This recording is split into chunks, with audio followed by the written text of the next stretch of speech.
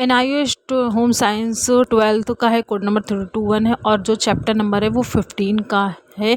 Important lesson है जो कि आपको सही चैप्टर को उत्तर का कंप्लीट। चुनाव करें। पर्यावरण है हवा जिसमें जीव जंतु सांस लेते हैं, जल, भूमि व जीव जंतु, सभी जीवित व निर्जीव पदार्थ, जल, भूमि और निर्जीव पदार्थ। तो इस चारों में जो ठीक है वो ही इस पे आपको टिक करना है या उसका आंसर भी लिख सकते हैं। फिर सेकेंड है पर्यावरण निम्नीकरण का अर्थ निम्न में अवांछित परिवर्तन है, आपसी मेलजोल, जल प्रदूषण, भूमि निम्नीकरण, आसपास का वातावरण। तो इसमें जो जल प्रदूषण उसमें मैंने टिक किया है।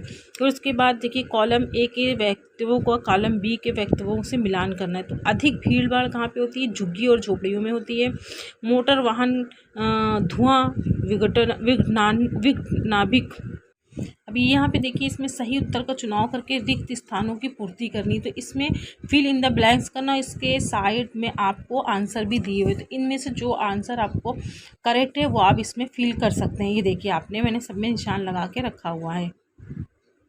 ये शॉर्ट क्वेश्चन हैंगे जो कि शॉर्ट क्वेश्चन आते हैं जो एक लाइन के आंसर रहते हैं। जैसे इसमें लिखा है पर्यावरण का आकार कैसा होना चाहिए? बड़ा होने से फ़र्क नहीं पड़ता। तो परिवार छोटे होने चाहिए, बड़े परिवारों में कई प्रकार की समस्या होती है। शॉर्ट क्वेश्चन में एक लाइन में आंसर दिया गया। दूसरा, समाज के सभी सदस्यों को पर्यावरण प्रबंधन कार्यक्रमों में शामिल नहीं किया जाना चाहिए।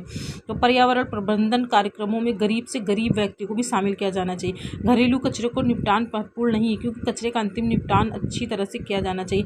घरेलू कूड़े करकट का उचित निपटान होना चाहिए, अन्यथा इससे पर्यावरण का निम्नीकरण होता है। बंजर भूमि को कृषि योग्य नहीं बनाया जा सकता, बंजर भूमि को कृषि योग्य बनाया जाता है। स्वास्थ्य कृषि विधियों के अंतर्गत अधिक फसल और रासायनिक उर्वरकों का उपयोग किया जाता है। स्वस्थ कृषि विधियों के अंतर्गत मिश्रित फसलें और प्राकृतिक खाद का प्रयोग होता है। तो ये देखिए शॉर्ट क्वेश्चन है, इसको अगर आप याद भी कर सकते हैं। और अब देख सकते हैं कि ये लॉन्ग आंसर है यानी कि बड़े आंसर होते हैं जो कि 8 क्वेश्चन है। इसको आप क्वेश्चन को जैसे अगर आपने चैप्टर पढ़ लिया है तो आप इस क्वेश्चन को ईजिली इसमें से आंसर ढूंढ के कर सकते हैंगे। तो ये चैप्टर पर्यावरण वाला भी इम्पोर्टेंट है जो कि NIOS स्टूडेंट के लिए एग्ज़ाम में आएंगे और डेफिनेटली आते ही हैं। पर्यावरण से रिलेटेड तो ज़्यादातर आता ही आता है, तो इसलिए इसको अच्छे से चैप्टर को पढ़ना है आपको।